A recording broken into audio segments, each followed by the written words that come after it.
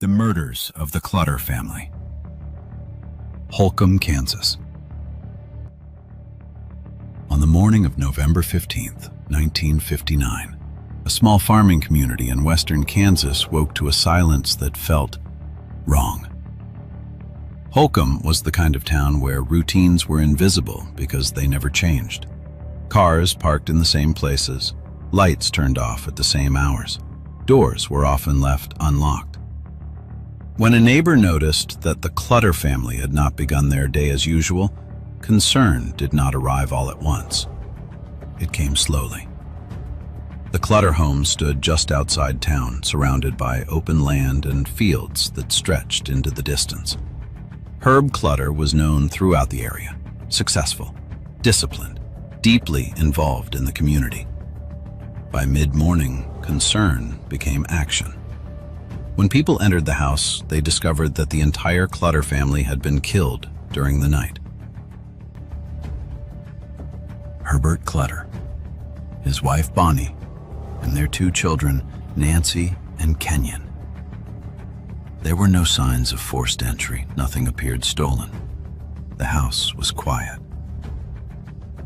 For Holcomb, the discovery marked the end of a belief that violence was something that happened elsewhere. Herb Clutter was 48 years old. He was a respected farmer, known for modern agricultural methods and strict personal habits. He did not drink. He did not gamble. He paid his workers well. His wife Bonnie struggled with periods of depression and spent much of her time at home. Their daughter Nancy was 16. She was active in school, well-liked, and involved in local activities. Their son Kenyon was 15. He enjoyed mechanics and working with his hands. On the evening of November 14th, 1959, the Clutter family followed their normal routine. There were no reported arguments, no visitors, no disturbances. They went to bed believing they were safe. Sometime during the night, that safety ended. When law enforcement arrived, they found a scene that did not make immediate sense. The victims had been restrained. They had been killed at close range. But the house itself was not ransacked. Drawers were mostly untouched. Valuables remained. Investigators searched for a motive and found none that fit. Herb Clutter was not known to have enemies. The family had no history of threats. The brutality of the crime stood in contrast to the lack of apparent reason. News traveled quickly. Reporters arrived from nearby towns, then from across the state. For residents of Holcomb, the presence of outside attention only deepened the unease. People locked their doors for the first time. Parents checked on children more often. Neighbors watched one another closely. Rumors spread, as they do when facts are scarce. Some believed the killer must have known the family. Others feared a stranger passing through. Kansas Bureau of Investigation agents joined local law enforcement. They worked through the night, documenting every detail. Footprints, tire marks, anything that might suggest how the killers arrived and left. There were no clear leads. The lack of evidence made the case feel unanchored. Then, hundreds of miles away, two men were already moving on. They had not known the Clutter family personally. They had not lived in Holcomb. Their connection to the house came from a rumor. One of them believed that Herb Clutter kept large sums of cash in a safe. That belief was wrong, but it was enough to bring them to the house that night. Their names were Perry Smith and Richard Hickok. At the time of the murders, they were traveling together, moving from place to place, surviving through small crimes and borrowed money. Hickok had heard about the Clutter family from a former cellmate who had once worked on the farm. The story was simple and unverified. A wealthy farmer, a safe full of cash, an isolated house. The idea stayed with Hickok. He spoke about it repeatedly. Eventually, it became a plan. On the night of November 14th, they drove to Holcomb. They parked away from the house and approached quietly. There was no forced entry. Herb Clutter allowed them inside. Followed would later be reconstructed through confession and testimony. The killers searched for the safe. There was no safe. There was very little money. At that point, the crime no longer served its original purpose, but it did not stop. By the time Perry Smith and Richard Hickok left the house, 4 people were dead. They took little with them: a small radio, a pair of binoculars, loose change. The emptiness of the theft stood in stark contrast to the permanence of what they had done. In Holcomb, investigators worked without knowing who they were looking for. There were no fingerprints on record that matched, no witnesses who had seen unfamiliar faces clearly. Leads were followed and discarded. Weeks passed. Fear remained. Meanwhile, Perry Smith and Richard Hickok continued traveling, unaware of how closely the investigation would soon narrow. What ultimately broke the case was not physical evidence. It was a conversation. A former inmate of Hickok's, hearing details of the crime, contacted authorities. The story matched too closely to ignore. Names were given. Descriptions followed. Investigators moved quickly. By the end of December 1959, Perry Smith and Richard Hickok were arrested in Las Vegas. They were brought back to Kansas. The questioning began slowly. Hickok spoke first. Smith followed. Over time, both confessed. Their accounts matched details known only to investigators. The case that had terrified a town was no longer unsolved. But understanding what happened did not make it easier to accept. For Holcomb, the arrests brought relief without comfort. The randomness of the crime lingered. The knowledge that the Clutter family had been killed for a rumor, for nothing, was harder to process than the idea of a personal motive. As the legal process moved forward, the case drew national attention, not only because of the crime itself, but because of what it represented.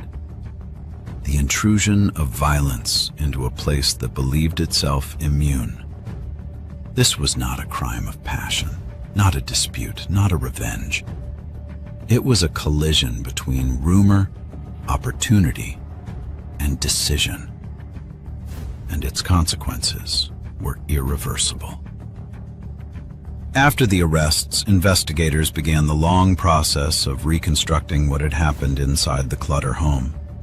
The confessions given by Richard Hickok and Perry Smith were detailed, but not identical. Each man described the same night from a different internal perspective. Hickok spoke methodically.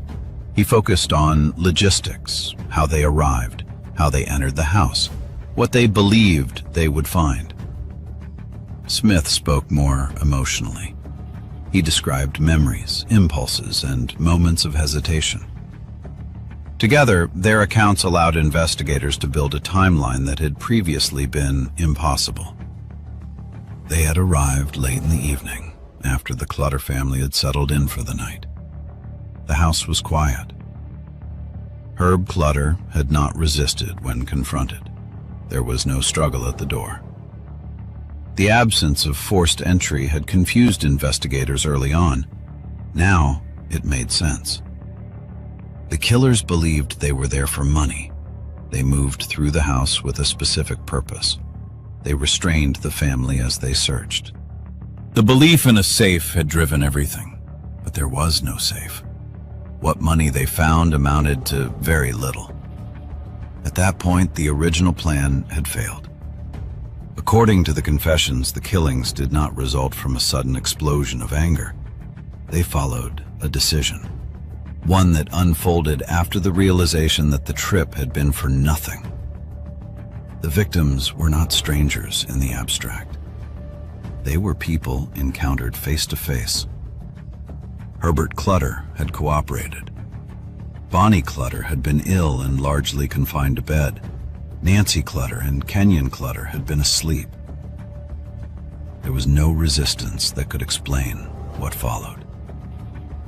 That fact weighed heavily on investigators. The lack of necessity, the absence of escalation. The crime did not spiral out of control. It was concluded deliberately. When Perry Smith later spoke about the night, he described moments where he claimed to feel conflicted. He spoke about his childhood, about physical injuries and trauma, about anger that surfaced without warning. These statements would later become central to discussions about his mental state. Hickok, by contrast, described the crime in practical terms. He focused on what went wrong, the rumor that had misled them, the failure of the plan, the wasted effort. This difference in perspective would later matter in court. As the case moved toward trial, Kansas prosecutors prepared to present the evidence carefully. The physical evidence was limited. The crime scene itself had been preserved, but it did not point clearly to any suspect without the confessions. What gave the case strength was consistency. The details provided by the defendants matched what investigators already knew.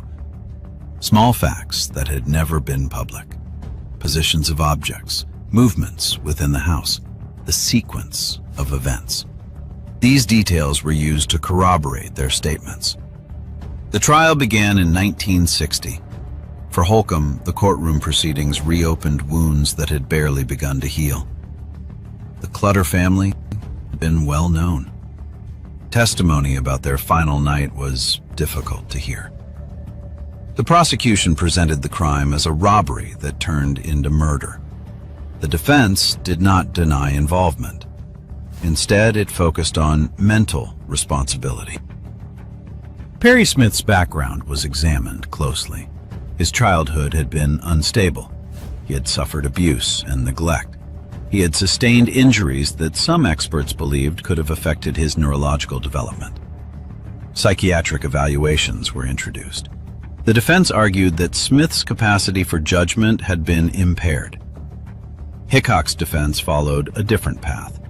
He was portrayed as impulsive and opportunistic, but fully aware of his actions. The jury was asked to consider not just what happened, but how responsibility should be assigned.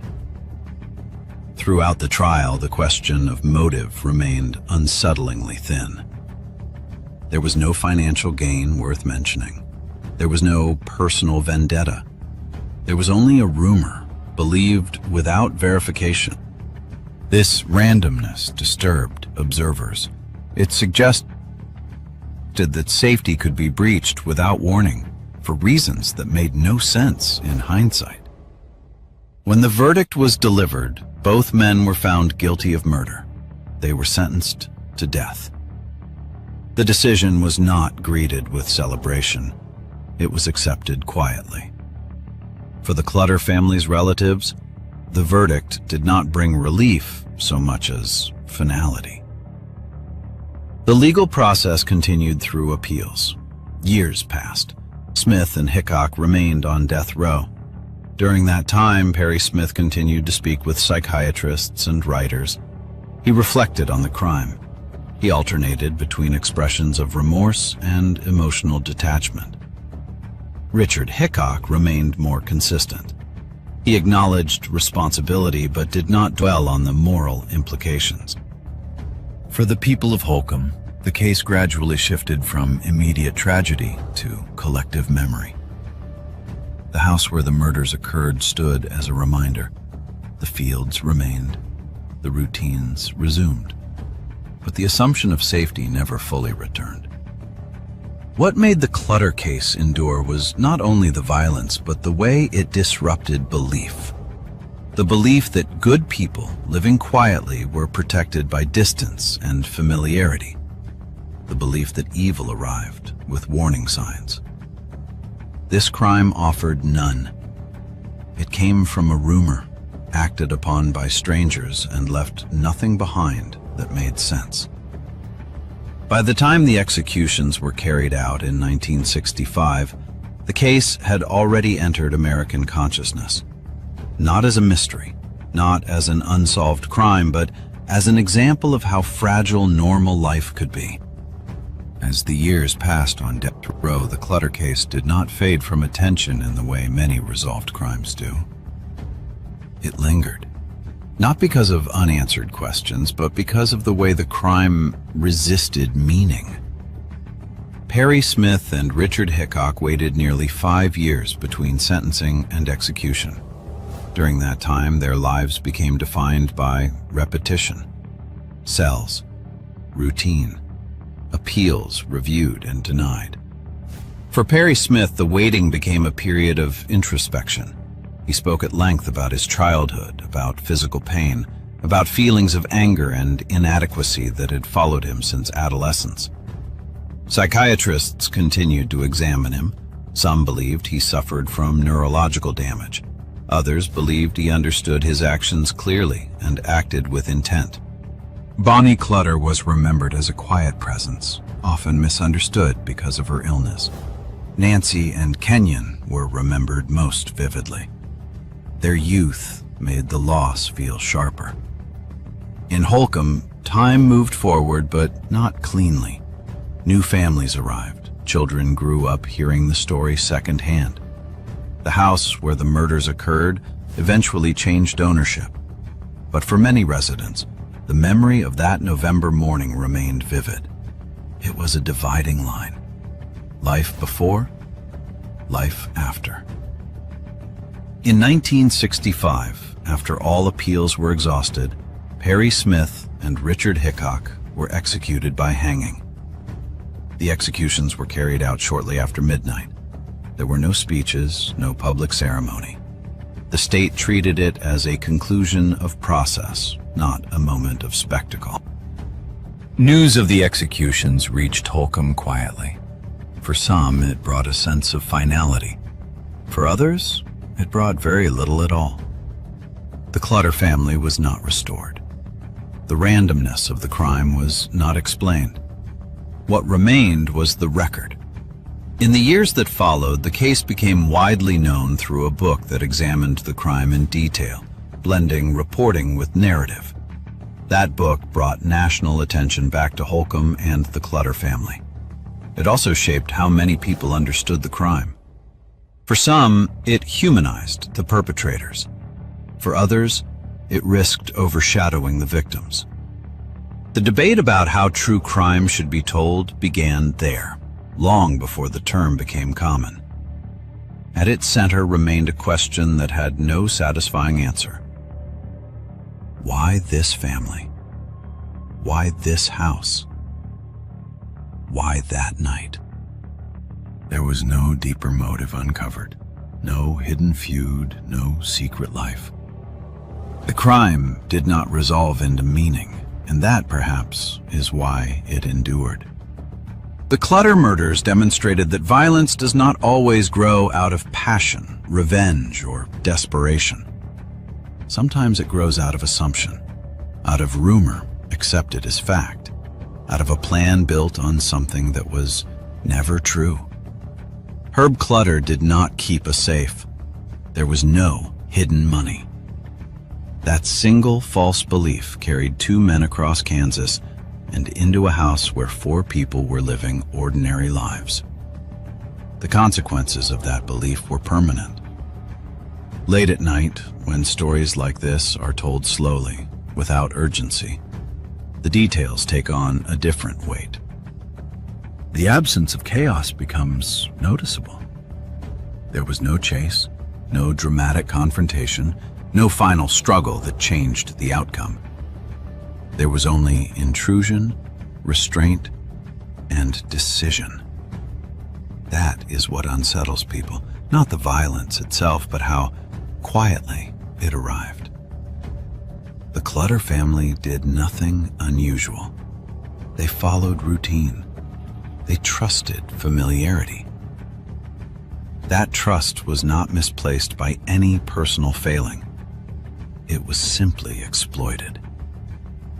In modern discussions of crime, the Clutter case is often referenced as an example of how narratives can distort reality.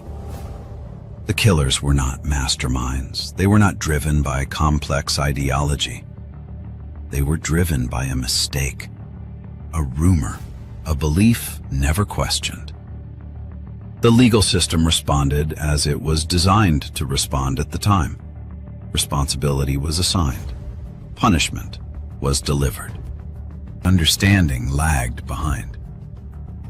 Even now, decades later, the case resists closure in the emotional sense. It ends cleanly on paper. It does not end cleanly in memory. For Holcomb, the fields remain.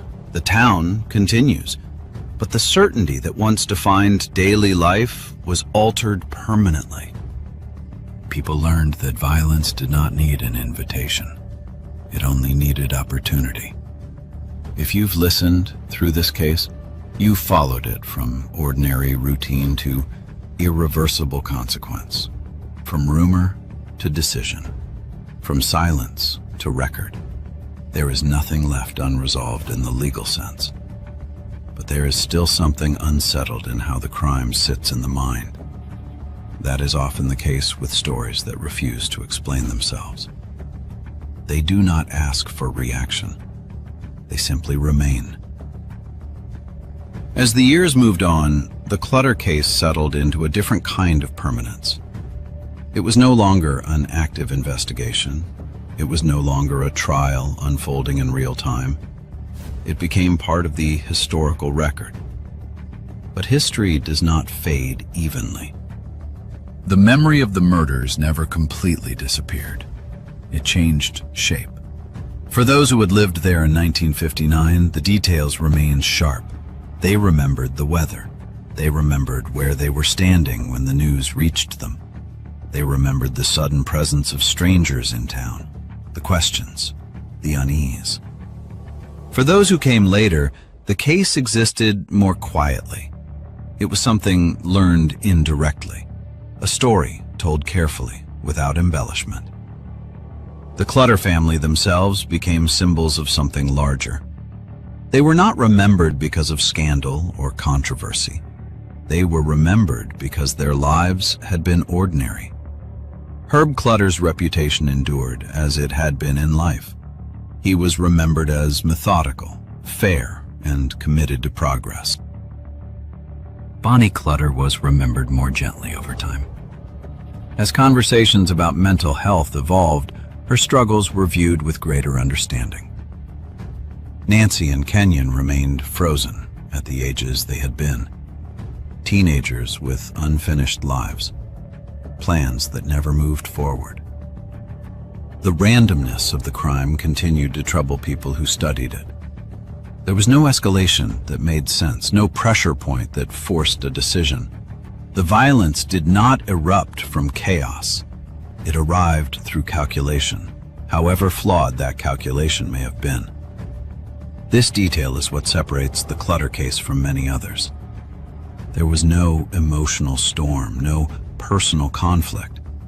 There was a belief that something existed when it did not.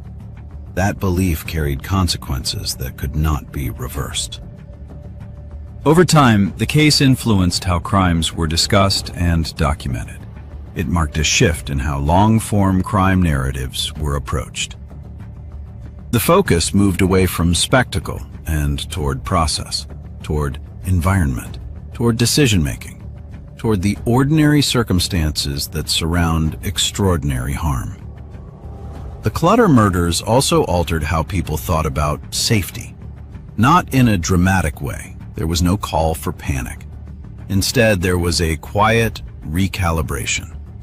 People became aware that isolation did not guarantee protection, that familiarity did not equal security. This awareness did not vanish when the case was solved. It became part of collective memory. For Perry Smith and Richard Hickok, history closed more definitively. Their names became fixed to the crime. Their lives ended as the law required at the time. Debate about punishment continued long after their deaths. Some argued that the sentence had been necessary. Others questioned whether it had achieved anything beyond finality. Those debates never altered the facts. 4 people had been killed. 2 people had committed the crime.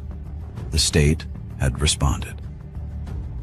What remained unresolved was not legal, but human. How to understand a crime without motive. How to process violence that offers no explanation. As decades passed, the Clutter case continued to surface in discussions of crime, not because it was unsolved, but because it resisted interpretation. There was nothing to decode, no hidden pattern, no lesson that could be neatly summarized. It stood as a reminder that not all crimes emerge from complex forces.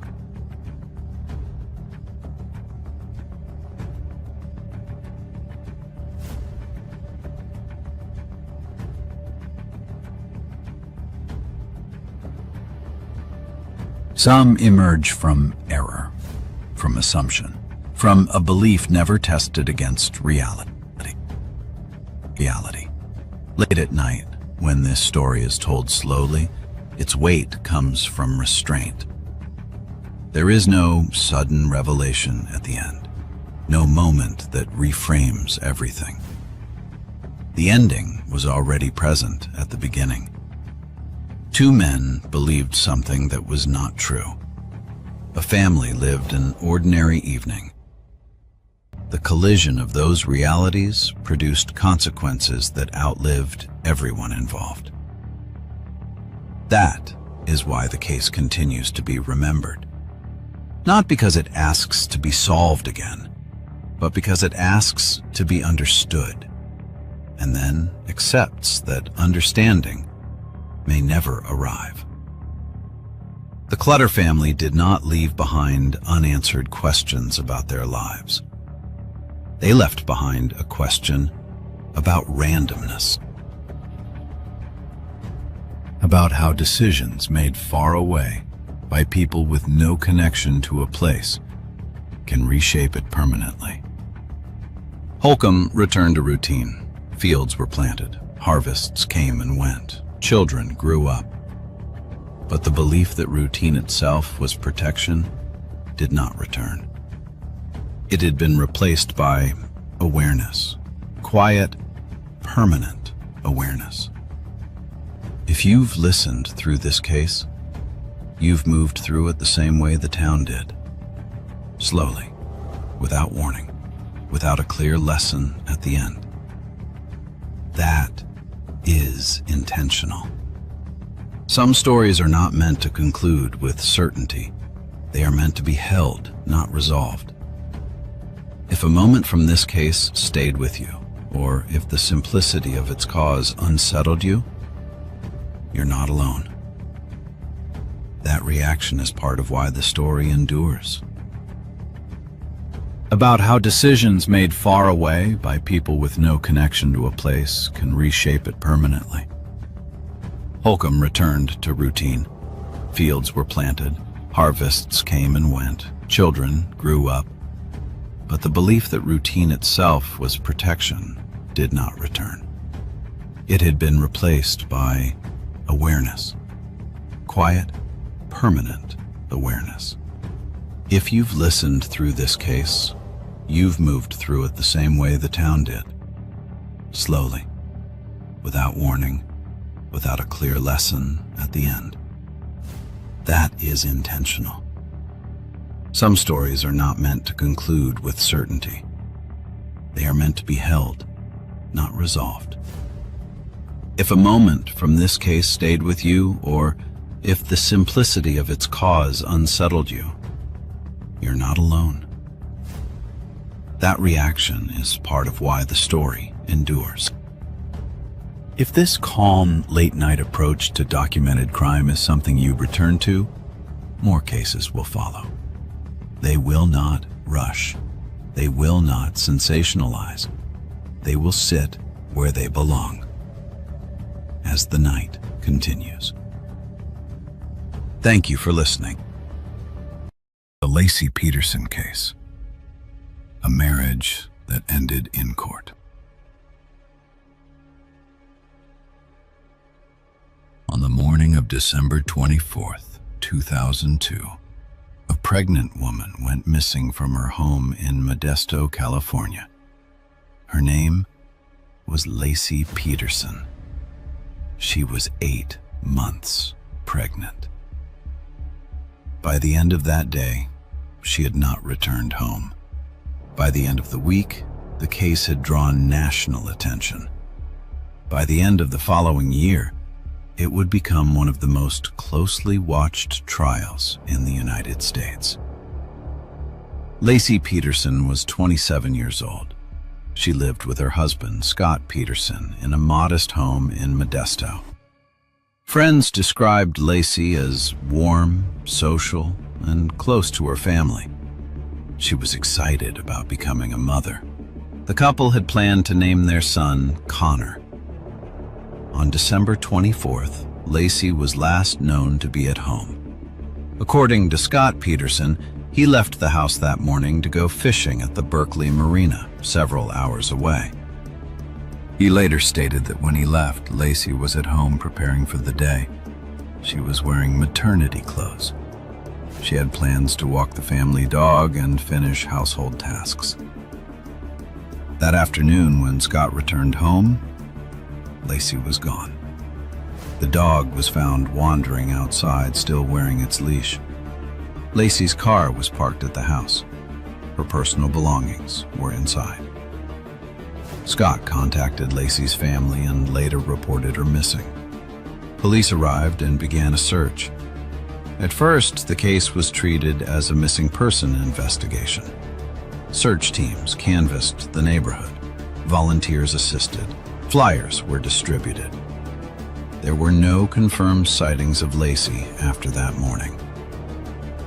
As days passed, investigators began examining Scott Peterson's account more closely. His fishing trip drew attention. The Berkeley Marina was far from Modesto, and the trip occurred on Christmas Eve.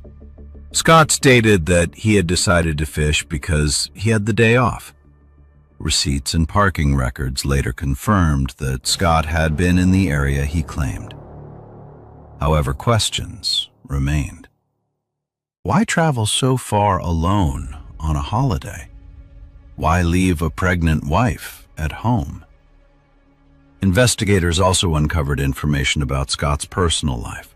Scott had been involved in an extramarital relationship.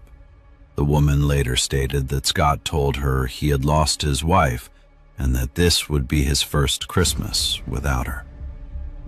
This statement was made before Laci Peterson was reported missing. When this information became public, the direction of the investigation changed. Scott Peterson became the focus of intense scrutiny. Media attention increased rapidly. Search efforts expanded beyond Modesto. As weeks turned into months, no trace of Laci was found.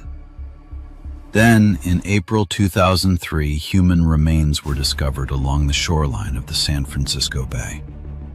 The remains were later identified as those of Laci Peterson and her unborn son, Connor.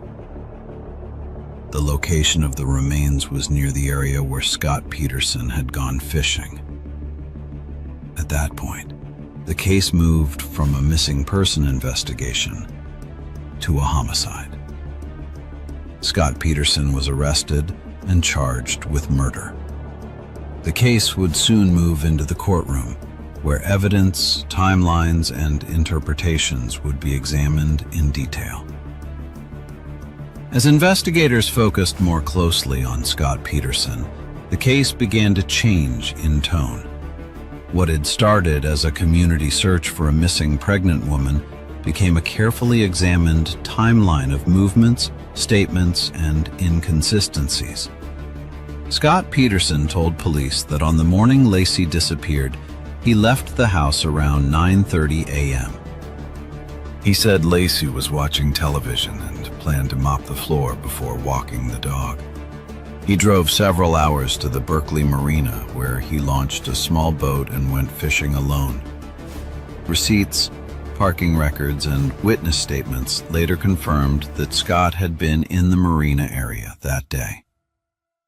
This fact became central to the case, not because it disproved his story, but because of where Lacey and her unborn son would later be found.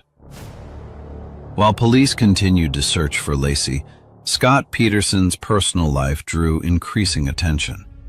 Investigators learned about his relationship with another woman, Amber Fry.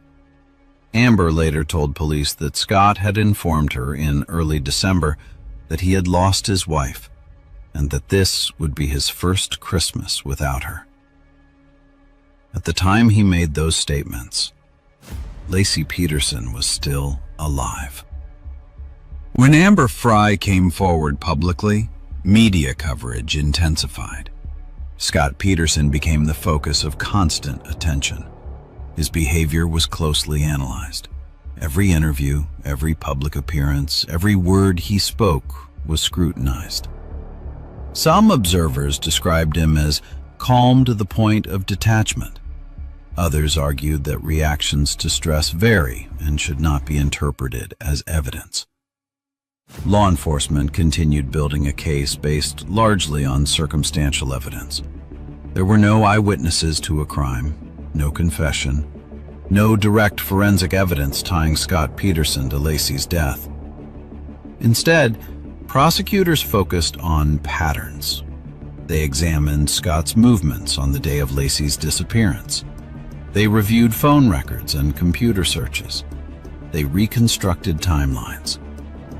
When Lacey and Connor's remains were discovered in April 2003 along the shoreline of the San Francisco Bay, investigators noted their proximity to the Berkeley Marina.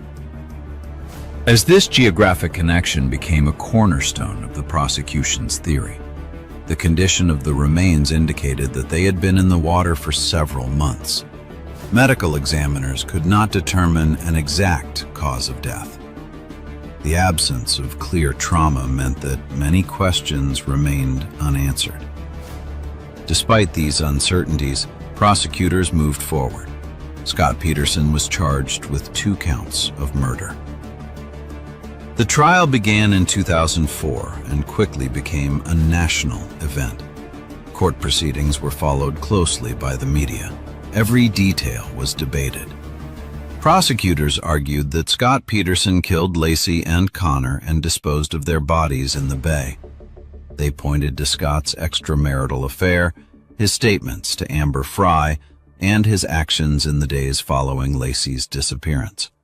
They emphasized the location of the remains and Scott's fishing trip. The defense countered that the case relied entirely on circumstantial evidence. They argued that no physical evidence placed Lacey in Scott's boat. They suggested alternative explanations, including the possibility that Lacey had been abducted while walking the dog. Witnesses were called to testify about sightings of a pregnant woman walking a dog in the neighborhood on the morning of December 24th. These accounts were contested. Some witnesses were deemed unreliable. Others were questioned about timing and distance. The jury was tasked with evaluating a case built on inference rather than direct proof. After months of testimony, deliberations began. The jury found Scott Peterson guilty of first-degree murder in the death of Lacey Peterson and second-degree murder in the death of their unborn son. He was sentenced to death. Years later, the sentence would be overturned due to issues related to jury selection, though the conviction itself was upheld. Scott Peterson was resentenced to life in prison without the possibility of parole. Throughout the legal process, debate surrounding the case never fully subsided. Supporters of the verdict argued that the evidence, taken as a whole, pointed clearly to guilt. Others continued to question whether the standard of proof had been met. The case became a lasting example of how circumstantial evidence can both convince and divide. Lacey Peterson's disappearance began quietly on a holiday morning. It ended in a courtroom years later with a verdict that closed the case legally, but not emotionally. For many, the story remains unsettling, not because of unanswered questions, but because of how ordinary it seemed at the start. A walk with a dog, a quiet house, a day that was supposed to be routine. And then, nothing. As the legal process concluded, the Laci Peterson case entered a different phase. The courtroom proceedings were over. The verdict had been delivered. The appeals process continued, but the central outcome did not change. Scott Peterson would spend the rest of his life in prison. For Laci Peterson's family, the verdict marked an end to the legal chapter of the case, but not to the loss itself. Laci and her unborn son, Connor, were remembered as individuals rather than evidence. They were mourned as people whose lives were taken before they could continue. The case remained present in public memory long after the trial. It was revisited in documentaries, articles, and discussions about circumstantial evidence. Some viewed it as a clear example of how patterns and timelines can establish guilt beyond reasonable doubt. Others continued to debate whether the absence of direct physical evidence left room for doubt.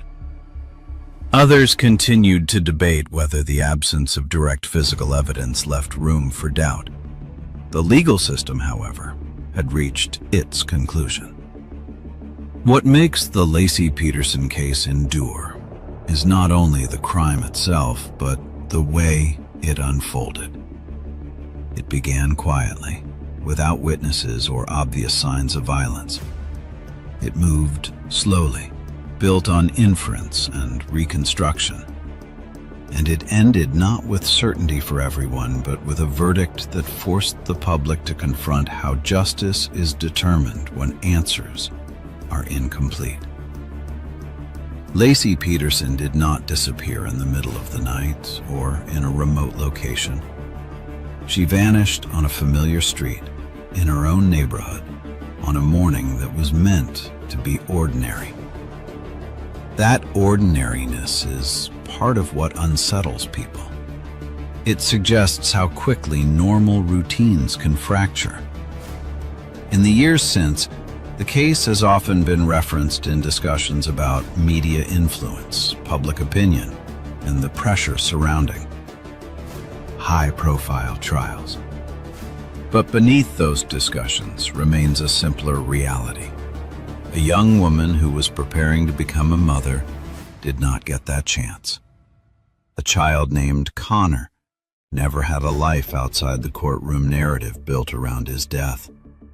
And a family was left with a loss that no verdict could undo.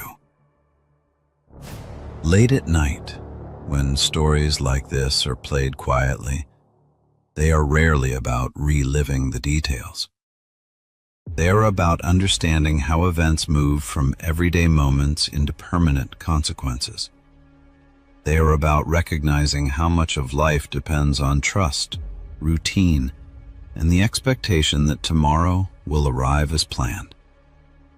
The Laci Peterson case reached an ending that many cases never do. But even with a legal resolution, it continues to linger. Not because of spectacle, but because of the space between what can be proven and what can never be fully known. If you've listened through this case, you've followed it from a missing person report to a courtroom verdict. If a particular detail stayed with you, or if something in the timeline stood out, you're welcome to share it.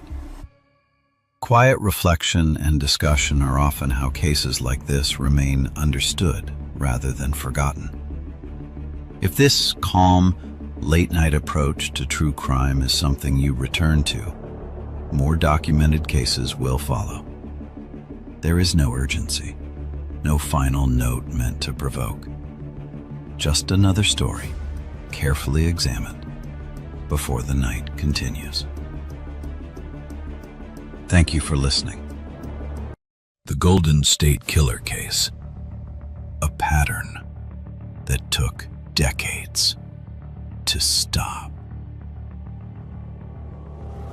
In the mid-1970s, a series of crimes began quietly in California. They did not start with headlines. They did not begin with a known suspect. At first, they appeared unrelated. Homes were entered at night. Victims reported being watched. Personal items were moved. Then the crimes escalated. Over the next several decades, investigators would eventually link dozens of attacks, burglaries, and murders to a single individual. The person responsible would later become known as the Golden State Killer. His real name was Joseph James DeAngelo.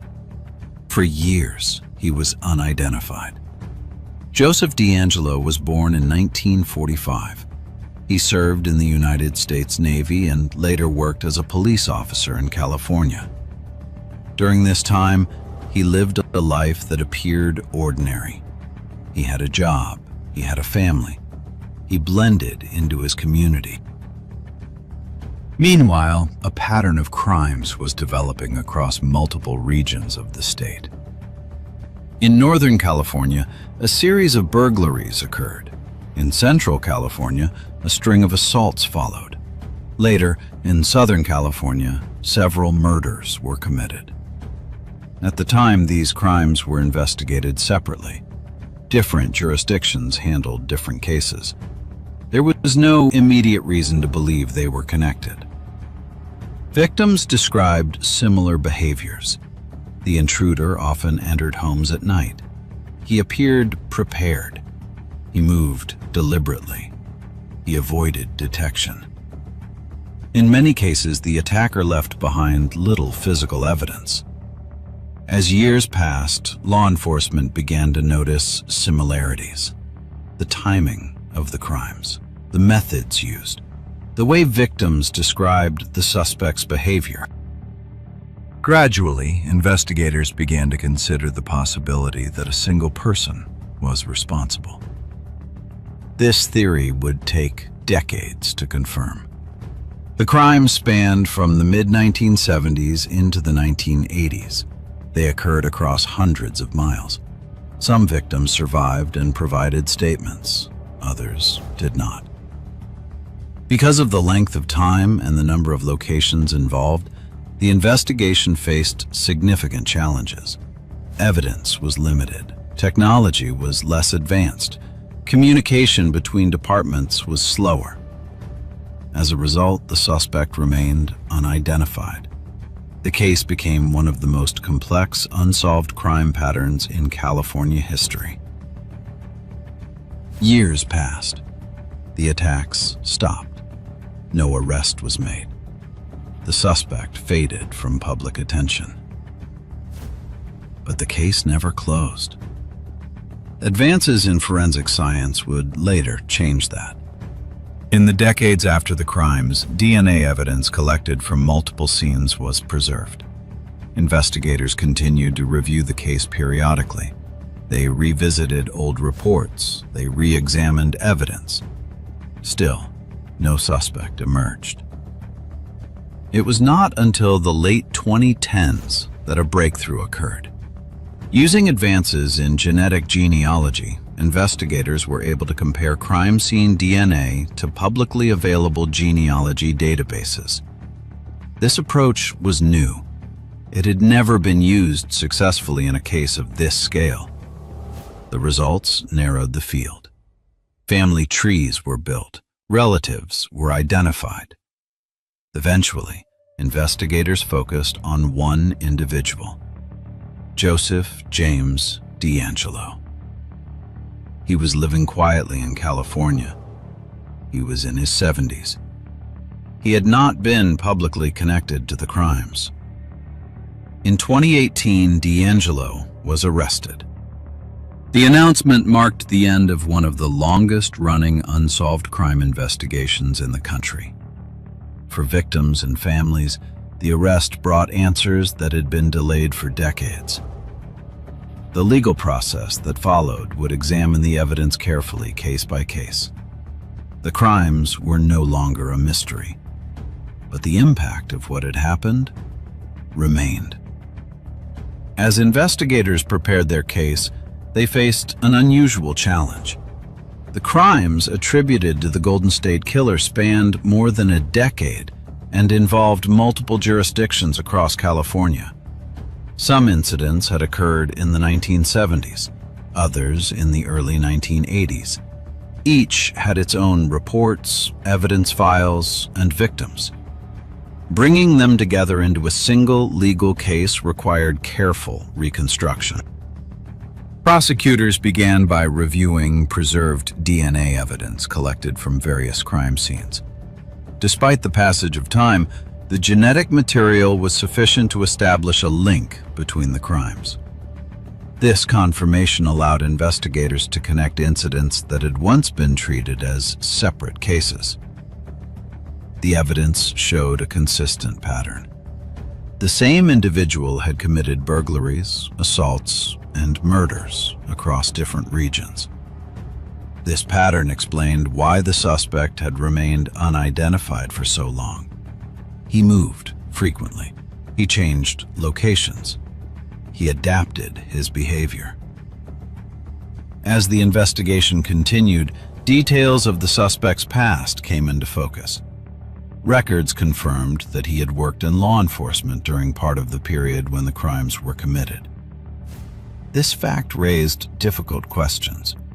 It explained his familiarity with police procedures. It explained how he avoided detection.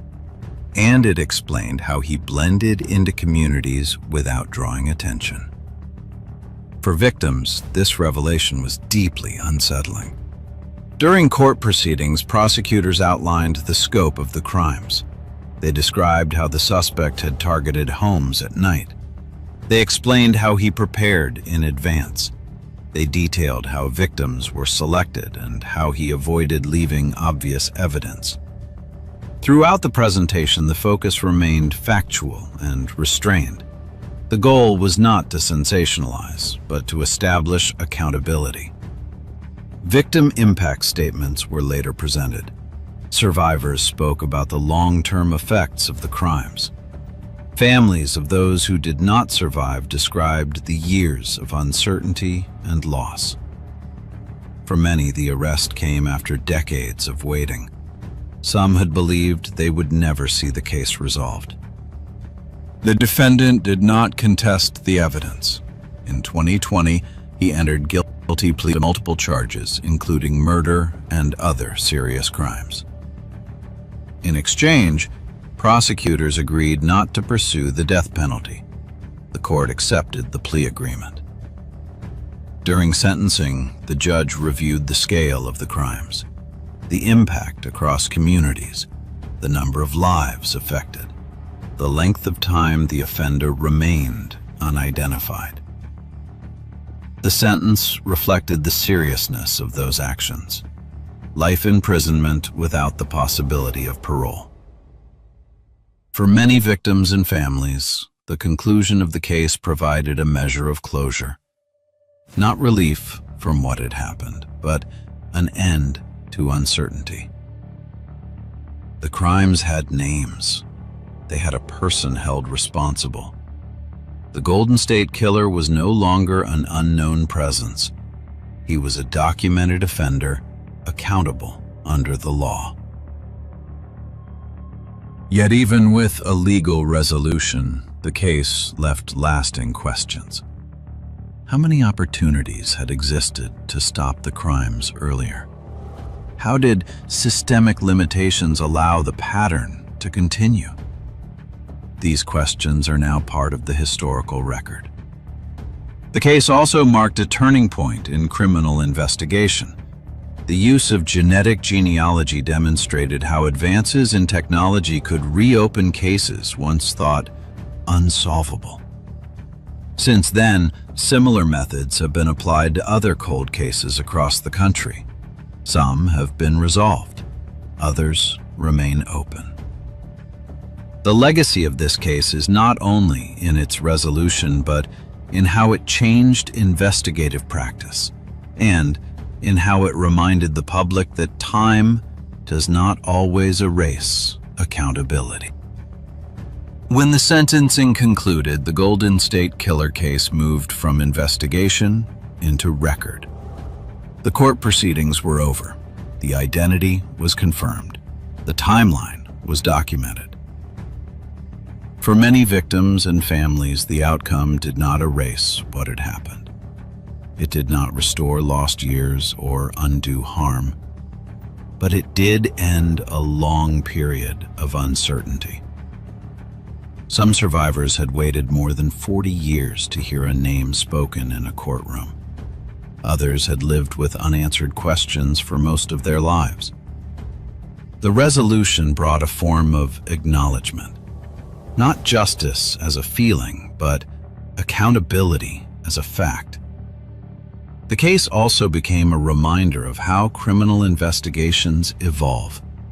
At the time the crimes were committed, technology was limited. DNA analysis was in its early stages. Information sharing between departments was inconsistent. Decades later, those limitations no longer defined the outcome. Preserved evidence, patient review, and advances in science changed what was possible. The method used to identify the suspect opened new paths for unresolved cases across the country. Cold cases, once considered permanent, began to be re-examined. Some were solved, others remain open. The Golden State Killer case now sits at the intersection of past and present. It represents both the failures of earlier systems and the potential of modern investigation.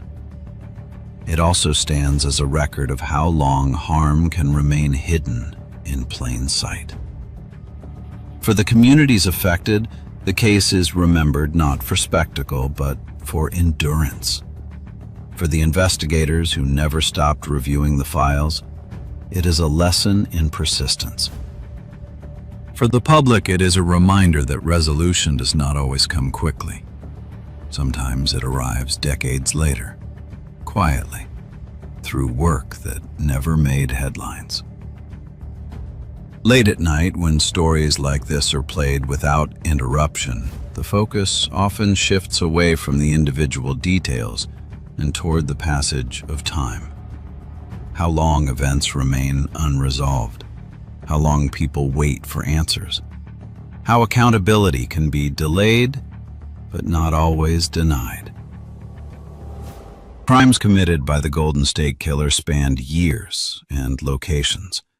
Their impact spanned generations.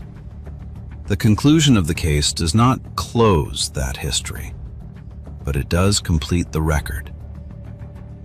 If you've listened through this case, you've followed a pattern that took decades to identify and even longer to stop.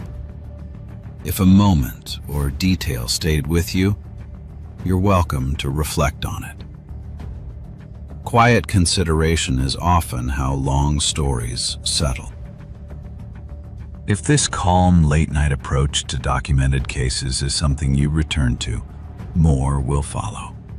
There is no urgency, no emphasis on shock, just another case, carefully traced from uncertainty to resolution as the night continues. Thank you for listening.